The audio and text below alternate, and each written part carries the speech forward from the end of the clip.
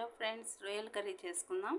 రొయ్యల్ని శుభ్రం చేసి ఉప్పు పసుపు వేసి కలిపి పెట్టుకున్నానండి. కొట్లోకి ఆయిల్ వేసుకుందాం. ఆయిల్ కొంచెం ఎక్కువ వేసుకుందాం అండి, నాన్ వెజ్ కదండి. ఇందులోకి నానబెట్టుకున్న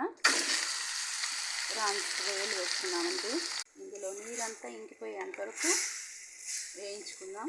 చూసారా ఇందులోకి ఎంత వాటర్ వచ్చిందో. ఇదిగోండి, నీళ్ళంతా ఎగిరిపోయిందండి. వీటిని తీసి వేరొక బౌల్లోకి వేసుకుందాం. ఇందులోకి ఇదే మూకిట్లోకి ఇంకొంచెం ఆయిల్ వేసుకుందాం. ఇందులోకి ఉల్లిపాయ ముక్కలు, పచ్చిమిర్చి చీలికలు వేసుకున్నామండి. కొంచెం వేగాక అల్లం వెల్లుల్లి పేస్ట్ వేసుకున్నామండి. ఆనియన్స్ బాగా మగ్గిపోయాయి. ఇప్పుడు టమాటో గుజ్జు వేసుకున్నాం.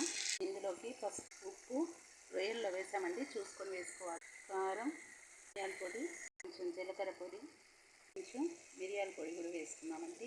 ఇందులోకి వేయించుకున్న రొయ్యలు వేసి చివరగా కొత్తిమీర, నిమ్మరసం పిండుకుంటే ready. Please like, share and subscribe.